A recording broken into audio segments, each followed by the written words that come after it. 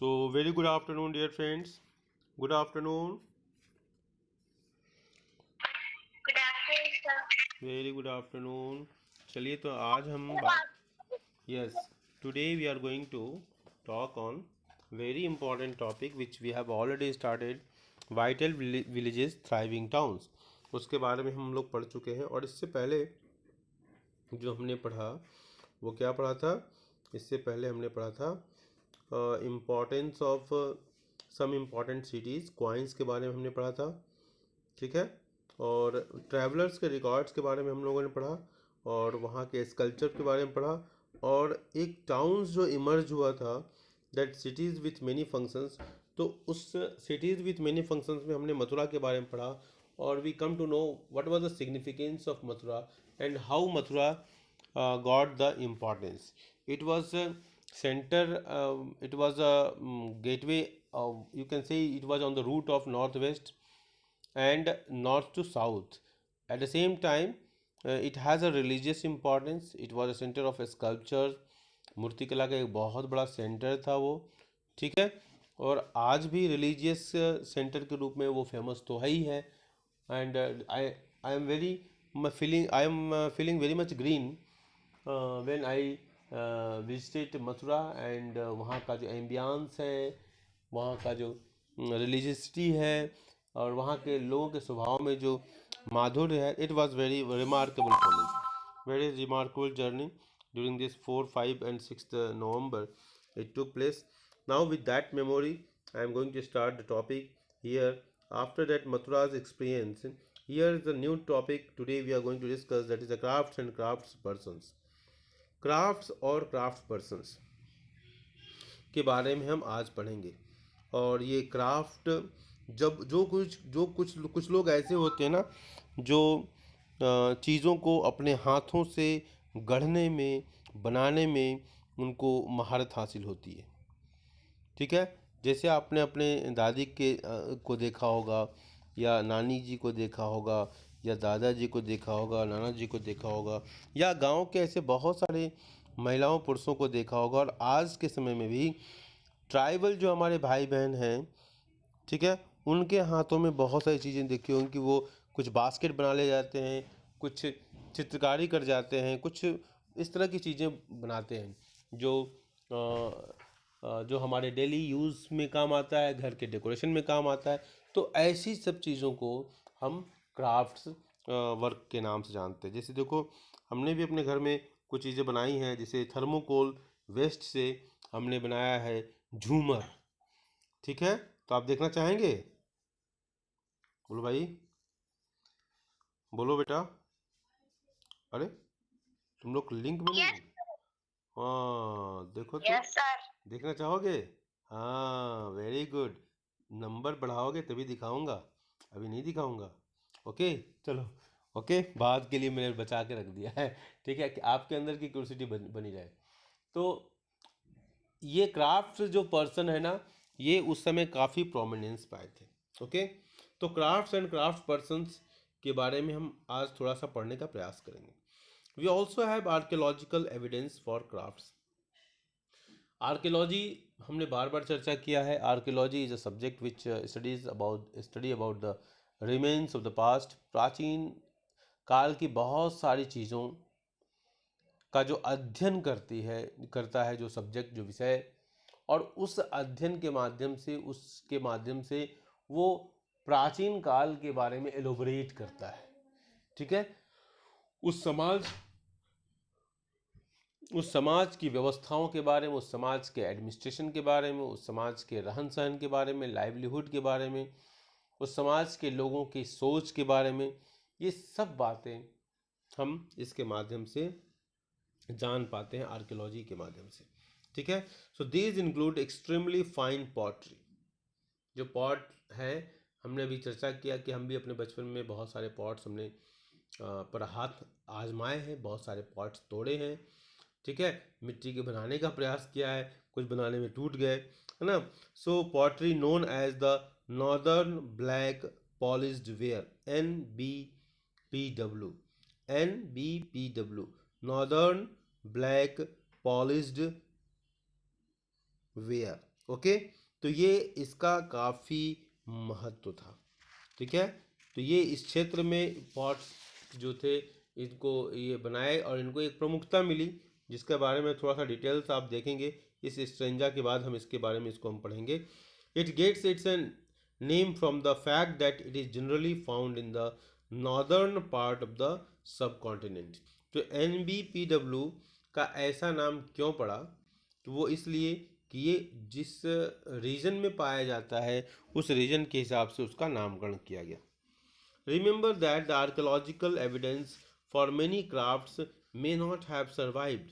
ये भी बात सही है कि बहुत सारी चीज़ें, जैसे आप पढ़ाई करते हो, बहुत सारी किताबें पढ़ते हो, लेकिन उन सारी किताबों को अपने पास आप नहीं रखते हैं। बहुत सारी किताबों को आप क्या करते हैं, छोड़ देते हैं, किसी को दे देते हैं, कुछ ऐसा कुछ आप अपने जीवन में करते हैं। यहाँ पर जो बातें हैं वो ये बात है कि आप बहुत सारी चीज़ों को यूज़ करते हो, but each and everything you can not store. कुछ चीज़ें उतनी मजबूत भी नहीं होती हैं जो सर्वाइव कर जाएं समय के साथ, उस पर वियर टीयर प्रेशर से ब्रिटलनेस नेचुरल होता है। We know that text that the manufacture of cloth was important, ठीक है, manufacture of cloth was important. There were famous centres such as Varanasi in north and Madurai in the south. देख लो, आज भी आप इसी से समझो कि हमारे यहाँ कितनी एक्सपर्टीज़ थी। आज भी जिस ज़माने में ये सब काम होता था, उस ज़माने से लेकर आज भी लोगों ने अपने उस संस्कृति को बचाया हुआ था, पॉइंट। और ये सारा व्यवसाय हमारे यहाँ के लोग करते थे। धीरे धीरे धीरे धीरे इस व्यवसाय से लोग का नाता छूटता गया छूटता गया छूटता गया। क्यों? जब आप बड़ी कक्षाओं में जाओगे तो आप पढ़ोगे कि किस प्रकार अंग्रेजों ने इन भारत पर जो टैक्सेस लगाए, अधिक टैक्स लगाए, भारतीय वस्तुएं जो विदेशों में बेचने के लिए जाती थी, जिसको हम कहते हैं अंग्रेजी में कहते हैं एक्सपोर्ट करना। तो export when things are sold to the other countries, that is not export. बेचते हैं व्यापारी दूसरे देशों में। इंपोर्ट का मतलब होता है जब हम दूसरे देशों से सामान को मंगाते हैं अपने देश में। तो एक्सपोर्ट और इंपोर्ट के काम में अंग्रेजों ने जानबूझकर बाधा डाली। ये तो अंग्रेजों की बात होगी। भारतीय जो सामान विदेश में बिकने के लिए जाते थे उन पर काफ़ी मात्रा में टैक्स लगा दिया, और विदेशों से जो सामान आते थे उसको टैक्स फ्री कर दिया। तो विदेशी सामान हमारे यहाँ सस्ता हो गया और भारतीय सामान विदेशों में क्या हो गया, महंगा हो गया। मेरी बात समझ में आ रही बेटा? बोलो बेटा, हेलो। Yes, sir. हाँ बोल दो बेटा। हाँ, तो अब देखो, ये सामान जब महंगे हो जाएंगे तो इनको कोई खरीदने वाला नहीं होगा। Nobody is there to purchase Indian goods. तो क्या होगा, गुड्स को बनाने वालों को नुकसान होगा और ultimately they will leave that profession. जिस ऑक्यूपेशन पर वो थे, जिस प्रोफेशन पर वो काम करते थे, उसको क्या करेंगे, वो छोड़ देंगे। समझ में आई बात? अब छोड़ देंगे तो क्या होगा, उनकी स्थिति खराब हो जाएगी, ठीक है। ये सब काम अंग्रेजों के समय में बहुत हुआ। इसके अलावा और भी जो आक्रमणकारी आए तो उन्होंने क्या किया कि उन्होंने तो सबसे पहले मारकाट मचा दिया, ठीक है, मारना काटना यही सब ज़्यादा होता रहा। और साथ में जो राजाओं से जो पहले के समय में प्रोटेक्शन मिलता था कि राजा उनको सपोर्ट करते थे, वो सपोर्ट सिस्टम चला गया, ठीक है। जब सपोर्ट सिस्टम जब चला जाएगा तो क्या होगा, उनको नुकसान हो रहा था और उनको नुकसान होगा। और वो उनके सामान, अगर मान लो सामान कोई, जैसे मान लो कि आप अच्छा लिखते हो तो सर क्या कहते हैं, सर कहते हैं वेरी गुड बेटा, शाबाश, है ना। तो क्या आपको और अच्छा लगता है ना कि और अच्छा करो हम। आप अच्छा डांस करते हैं, अच्छा गाना गाते हैं, आपकी मम्मी बहुत अच्छा खाना बनाती है तो आप लोग कहते हैं मम्मा आपने बहुत अच्छा खीर बनाया, मम्मा को अच्छा और अच्छा लगता है, मम्मा और अच्छा आलू का पराठा बनाती हैं और कुछ कुछ बनाती रहती हैं, है ना। तो प्रशंसा करने से राजाओं ने ये काम किया था पहले के ज़माने में, तो उसकी वजह से वो फ्लॉरिश होता गया। लेकिन जब बाहर से बार बार, क्योंकि बाहर से आने वालों का इस देश के लोगों से लगाव तो है नहीं, इस देश की संस्कृति, इस देश की सभ्यता, इस देश का जो काम है करने का ढंग उनको तो ये लगता है कि उन्हीं का ही सिस्टम यहाँ भी लागू होना चाहिए, और ये एग्जैक्टली हुआ। तो धीरे धीरे स्थिति खराब भी हुई। ठीक है, तो remember that the archaeological evidence for many crafts may not have survived. तो बहुत सारी चीज़ें टूट गई, बहुत सारी चीज़ें खराब हो गई।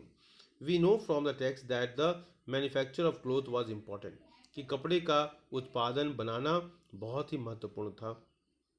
किताबों से, पुस्तकों से इस बात की जानकारी मिलती है।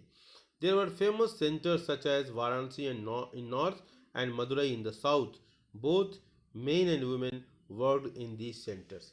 इसका मतलब क्या, इस एक लाइन से ये समझ में आता है कि भारतीय समाज में, प्राचीन भारतीय समाज में, इन एंशियंट इंडियन सिविलाइजेशन और culture, there was a equality of for women. आज जैसे हम कहते हैं कि लड़के और लड़कियां जो है हर काम को करें, कोई काम लड़कों के लिए नहीं है, exactly the same thing was there in Indian civilisation, Indian culture. ठीक है, भारत में लड़के और लड़कियों के बीच में डिफरेंस नहीं किया जाता था। तो अब हम आगे बढ़ते हैं। Many craft person and the merchants now formed association. उन लोगों ने अपना एक संगठन बना लिया, नोन एज श्रेणीज। क्या कहते थे, व्हाट वाज श्रेणीज, अंडरलाइन कर लेंगे। तो श्रेणीज was what, associations of merchants, ठीक है, and craft persons. Are getting point?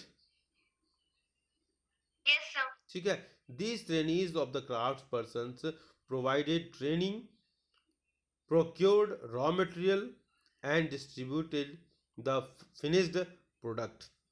These trainees of merchants organized the trade, व्यापार को उन्होंने आयोजित किया, ऑर्गेनाइज किया, ठीक है, मतलब सिस्टमेटिक बनाया। श्रेणीज ऑल्सो सर्व्ड एज बैंक्स, ये बैंक की तरह भी काम किए।